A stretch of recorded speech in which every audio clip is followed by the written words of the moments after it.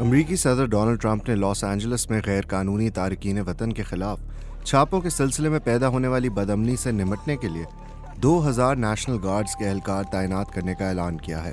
California شہر میں سنیچر کے روز بھی بدامنی رہی جب لاٹن میجورٹی ضلع کے رہائشیوں کی امیگریشن اینڈ کسٹمز انفورسمنٹ یعنی آئس کے وفاقی ایجنٹس کے ساتھ جھڑپیں ہوئیں۔ ضلع پیراماؤنٹ میں ہجوم کو منتشر کرنے کے لیے آنسو گیس اور لاٹھی چارج کا استعمال کیا گیا۔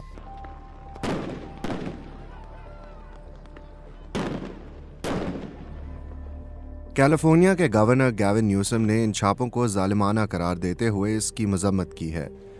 وائٹ ہاؤس کی جانب سے جاری ہونے والی ایک پریس ریلیز میں کہا گیا ہے کہ حالیہ دنوں میں پرتشدد ہجوم نے لاس اینجلس، کیلیفورنیا میں ملک بدری کی کارروائیوں کے دوران آئس کے افسران اور وفاقی قانون نافذ کرنے والے اداروں پر حملے کیے ہیں۔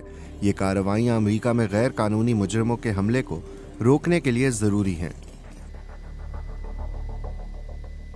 آئس کی کارروائیوں کے نتیجے میں رواں ہفتے لاس اینجلس میں 118 گرفتاریاں کی گئی ہیں۔